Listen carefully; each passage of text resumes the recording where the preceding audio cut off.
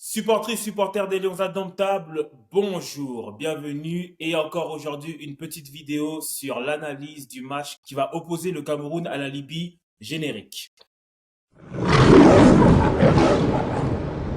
Le retour du grand Gooms, Gooms le devin, allez le suivre sur sa page Twitter.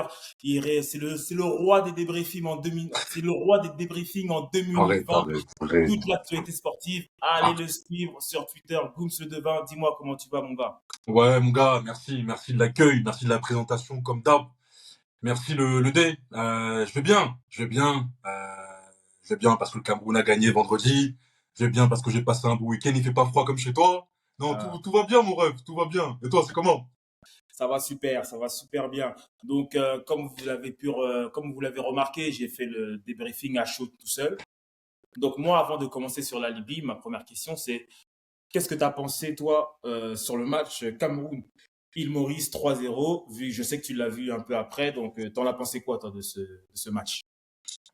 Euh, Performance mitigée. Ok. Performance d'abord. Grosse performance parce que il y a enfin la victoire. Il fallait renouer avec la gagne, il fallait renouer avec la victoire après les contre-performances contre la Russie et le Sénégal.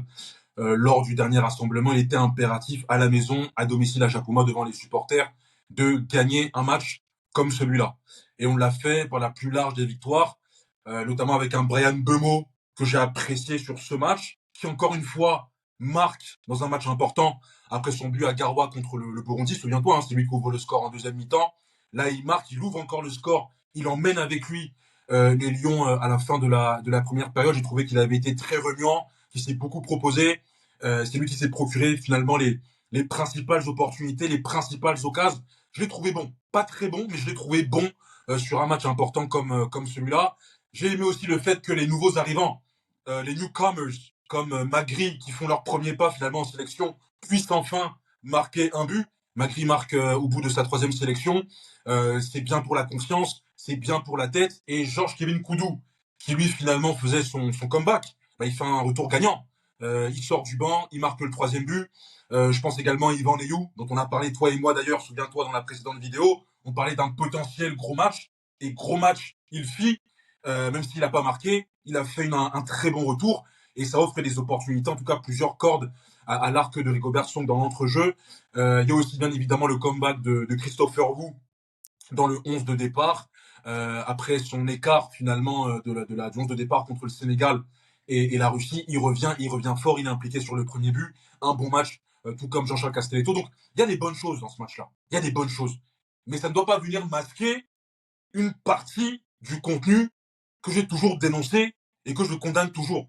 La semaine dernière, tu m'as fait rigoler, tu m'as présenté, tu m'as dit celui qui combat le football médiéval, le football moyenâgeux, le football même léthargique, parce que c'est ce qu'on a vu en première mi-temps. Moi, j'ai vu une première mi-temps avec un football léthargique, à pas de sénateur. Il n'y avait aucun dynamisme, il n'y avait aucune intensité. Or, on est à la maison, on est devant nos supporters. Frérot, moi, je vois beaucoup de matchs. J'ai vu un match de la zone âme sud, j'en ai vu deux. Colombie-Brésil, Argentine-Uruguay. L'intensité dans ces matchs. Les gars sont blessés là-bas, ils se blessent là-bas, parce que l'intensité est telle qu'on, frère, tu peux pas lever le pied.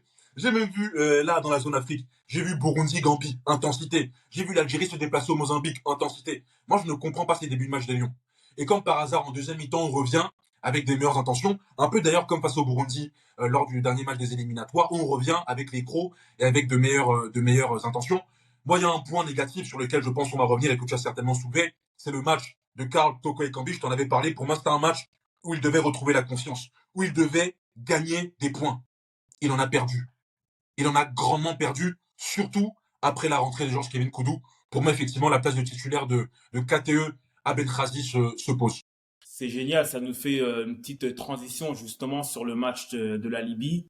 Ben oui, Karl Toko et Kambi, je pense que c'est une des premières fois, quand je me balade un peu sur les réseaux sociaux, c'est une des premières fois où je remarque que la quasi-totalité des Camerounais sont d'accord avec le fait que Karl Toko et Kambi ne doivent plus être alignés dans l'équipe nationale du Cameroun. C'est une des premières fois. Il y a toujours des débats normalement. Toujours des gens qui vont te dire non, mais c'est un ancien, il faut qu'il règne. Il y aura toujours des. Mais là, c'est la première fois où tout le monde dit Karl Toko et Kambi. Merci pour Bida. Mais chef, là, ça devient compliqué. Et même moi, je faisais même partie de ces gens qui disaient que il est en train de se relancer et tout. Mais en réalité, c'est compliqué d'être catastrophique face à l'île Maurice. J'irai pas jusqu'à dire qu'il a été catastrophique.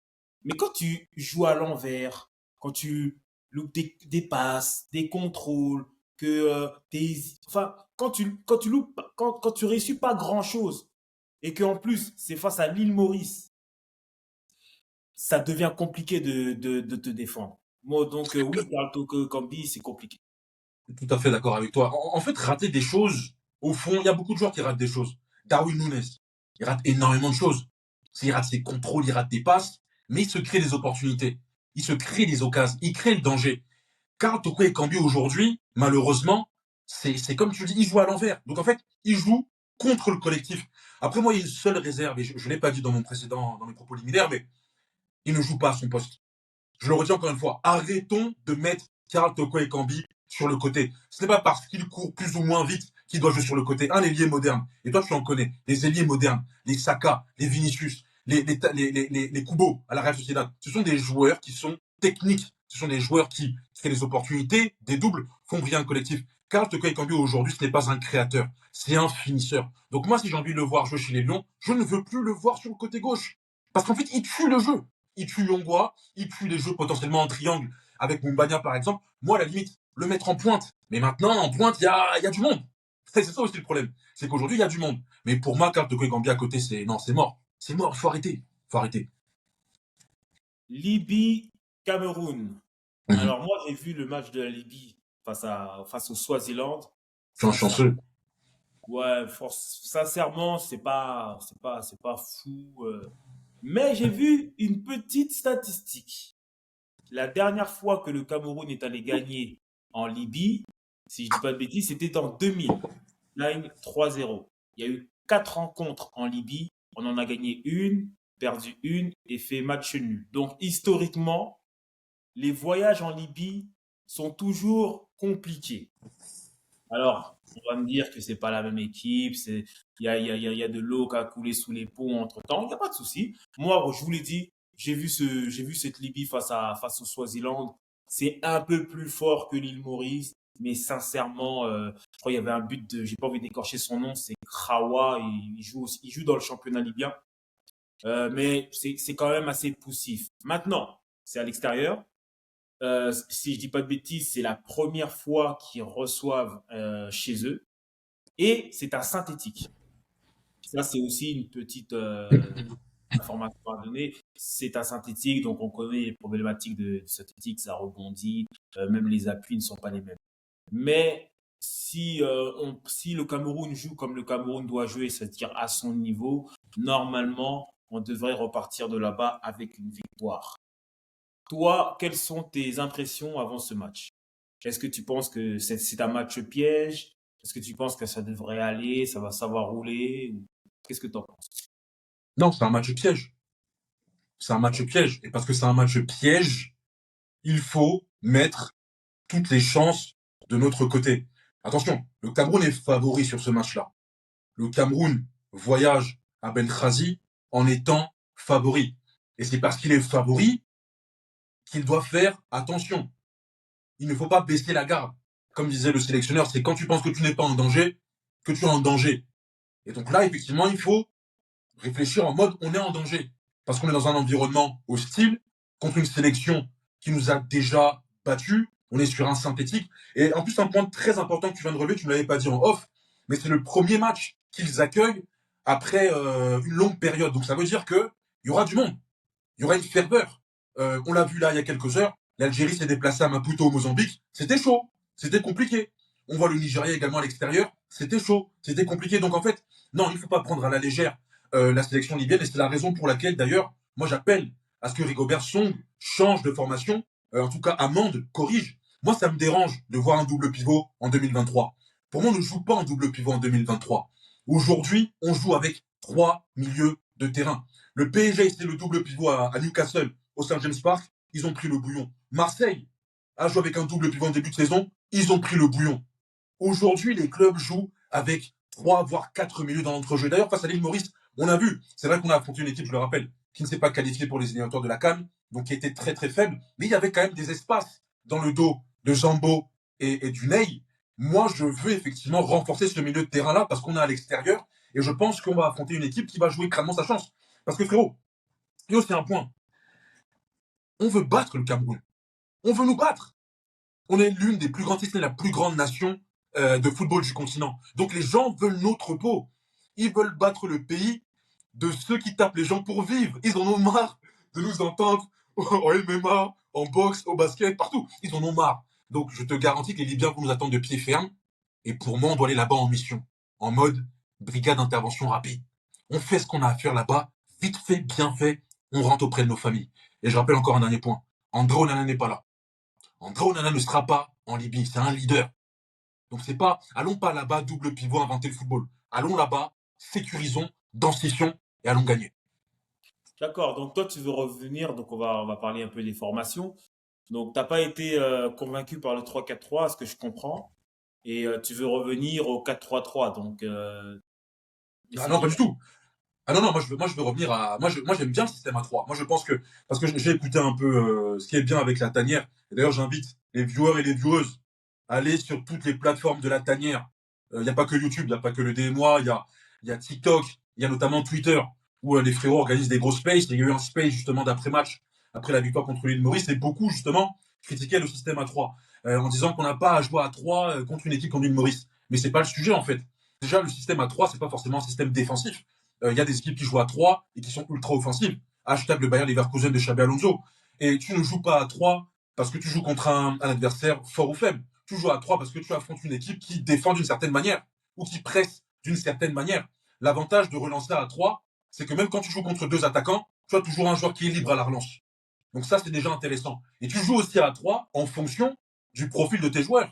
Moi, quand je regarde Christopher Wu, l'occasion qu'amène le but, on voit typiquement que c'est un défenseur qui est attiré par le jeu vers l'avant, qui aime se projeter, qui aime faire du dépassement de fonction. Castelletto, pareil, en deuxième mi-temps, il a offert beaucoup de solutions aux porteurs de balles en se projetant vers l'avant. Donc justement, ça permet à ces défenseurs-là d'exprimer au mieux leur qualité, tout en sachant que derrière, il y a toujours une sécurité de 2 voire 3 joueurs. Donc moi, le système à 3, je le valide. Moi, ce qui me dérange, c'est le double pivot. On ne joue pas en double pivot en 2023. Je n'en connais pas. Je ne connais pas d'équipe aujourd'hui. J'ai pris les Leverkusen, mais les Leverkusen jouent avec Palacios et Chaka, et devant, il y a Wirtz et Hoffman. Mais en fait, c'est un carré magique. Il y a toujours une densité au milieu. Sauf que nous, en 3-4-3, on a un Mbeumo et on avait Karl Toko Ekambi qui était excentré, ce qui fait qu'à la perte du ballon, on pouvait prendre des vagues. Et en Libye, la Libye, c'est pas l'île Maurice. La Libye, c'est une équipe qui est plus forte, qui jouera à domicile. Donc non, on va là-bas, terrain hostile, sécurisons. Ne commençons pas à vouloir philosopher et inventer le football. Jouons la sécurité et surtout, rapprochons Mbeumo de l'axe. Et je finirai par là, mon ref. Moi, Bemo, je veux le voir dans les meilleures dispositions. Je pense que quand tu l'excentres sur le côté, tu n'utilises que 50 à 60% de ses capacités. Moi, je veux le voir graviter, comme il le faisait avec Tonier à Brentford, autour de Mumbagna. Voilà. Je veux le voir graviter dans un rôle un peu plus ou moins libre, où il fait jouer, il fait connecter les joueurs, et il permet justement à l'attaquant de se projeter et de prendre les espaces. Donc pour ceux qui n'ont pas compris, toi tu préconises le 3-5-2. Voilà. Je préconise le 3-5-2, effectivement, ouais. Exactement, ouais, le 3-5-2. Donc, vu de ce que tu as vu contre l'île Maurice, quel joueur en fait tu ferais commencer face à la Libye en réalité? Donc, est-ce que les trois défenseurs déjà t'ont plu? Les 3 défenseurs m'ont plu, étonnamment. Tu vois, moi, je voulais que Noulotolo joue à la place de Christopher Beau. Enfin, joue défenseur axial gauche. Mais la défense a plutôt été bonne. Donc, même si elle n'a pas été tellement sollicitée, à part une fois en deuxième mi-temps, mais il n'y a aucune raison de changer la charnière. Elle a été cohérente sur ce match. Et donc, ce serait qui ton milieu de terrain? Parce qu'en fait, je pense que le milieu de terrain, en fait, tu mettrais qui? C'est ça. Donc, moi, je repars avec. Je mettrai une sentinelle. Je mettrai une sentinelle, effectivement, devant la défense. Je mettrai Ivan Neyou devant la défense, en sentinelle. Et en numéro 8, en box-to-box, en relayeur, je partirai avec Zambo et Encham. Ok, ok. Voilà. Et devant Devant, Mbemo, donc, je partirai avec Mbeumo et Mumbagna. donc Mpeno. Toko sur le banc. Ah oui, Toko sur le banc. Toko sur le banc. Toko aujourd'hui, moi je l'ai dit, je suis cohérent. Pour moi, le match contre l'île Maurice devait être un révélateur de son état de forme, devait lui permettre de retrouver la confiance. Il ne l'a pas retrouvé. Le Cameroun, c'est pas. J'entendais les frérots sur les spaces, ils ont raison. Il n'y a pas de passe droit, il n'y a pas de totem d'immunité. Blida, on te remercie pour ce que tu as fait à Blida et contre la Côte d'Ivoire. Là, c'est un an plus tard, il y a d'autres échéances. Et le haut niveau, il le sait. Karl Toko, il le sait, c'est un joueur de haut niveau. Il sait que le haut niveau, c'est une mise à jour en permanence. Ce que tu as fait par le passé ne compte plus un an plus tard. Il faut sans cesse remettre à jour les prestations, les performances. Et malheureusement, il n'est pas au niveau aujourd'hui. Moi, j'ai pas été. Moi, je pense que tester un 3-4-3 ou un 3-5-2 à cette période, c'est beaucoup trop tard. Moi, je Ouais. partirais avec mon 4-3-3. Le terrain ressemble beaucoup à celui que tu viens de donner. Et en attaque, je ne ferais pas jouer Mpemi. Je ferais plutôt jouer Magri, qui pour moi est un meilleur joueur que Pemi. À gauche, je mettrais Nkoudou. Et à droite, bien sûr, je mettrais Mbemo. Et en défense centrale, je partirais avec Castelletto et Wu. Ou Marc Gonzalez aussi, j'aime de moins en moins. L'entrée de Nuotolo, j'ai pas aimé. Et il y a qui encore? Et bien sûr, Chama 2, Yongo à gauche. Et même le milieu de terrain, je vais pas te mentir. Je mettrais Olivier Ncham parce que c'est Olivier Ncham et parce que c'est un ancien. Mais si à la mi-temps, il me convainc pas, je ferai rentrer le petit Ben Elliott. Il était pas mal, lui. Hein. Parce Il que était pas moi, mal. les 10 minutes qu'il a fait. En fait, Ben Elliott, Il était pas sincèrement, mal, ouais. on Ouais, va ouais. dire que c'est mon dolé. Mais Ben Elliott, il a jamais fait de mauvaise entrée. Non, non, non. Non, non. Mais Non, non. je sais pas si on s'en rend compte en fait. Ben Elliott, alors oui, c'est un jeune joueur, oui, il joue en troisième division, mais moi je l'appellerai pas en sélection parce que justement il joue en troisième division. Mais du moment où tu l'appelles, et quand tu le fais rentrer, il est bon. Et moi j'ai des échos de ses entraînements, il est bon en entraînement. Si quand tu le fais rentrer 5 minutes, il est bon, que tu le fais rentrer 10 minutes, il est bon, moi je suis désolé, il mérite au moins un 20-25 minutes. Alors j'espère vraiment, parce que moi, après, on va parler des prédictions de score. Moi, je pense pas qu'il y aura un score fleuve. J'imagine un 2-0 dans le meilleur des cas. Je pense que ça va être compliqué quand même en fait, la seule solution pour qu'il y ait un score fleuve, c'est que la Libye fasse l'erreur de jouer. Tu vois, ils veulent jouer parce que justement, c'est chez eux. Ils veulent montrer, il y a énormément il y a le public parce que le stade sera plein. Le stade sera plein. Sachez que le stade sera plein. Tout à l'heure, j'ai regardé le match Soudan contre Congo. Ça se jouait dans le stade où on va jouer mardi. Le stade était plein parce que Avec des Soudanais, pour le coup. ben oui, ouais, plein de Drôle. Soudanais. Donc, D'accord. le stade sera plein. Donc, s'ils font l'erreur, en fait, de se laisser porter comme ça par la ferveur et de jouer, je pense qu'ils vont se prendre un score. Mais si ils jouent bloc bas et qu'ils nous attendent sur des contre-attaques, ça va être compliqué de percer le verrou.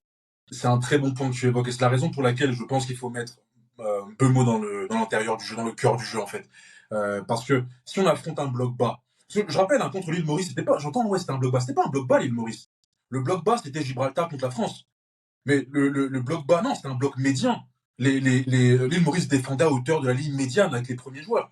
Et en fait, j'ai vu que, encore une fois, lorsque le Cameroun a le ballon, on n'arrive pas à créer. On n'arrive pas à créer, on n'arrive pas à faire des circuits de passe, à construire des actions cohérentes. Et moi, je pense que c'est pour ça qu'il faut justement un joueur comme Brian Bemo au cœur du jeu.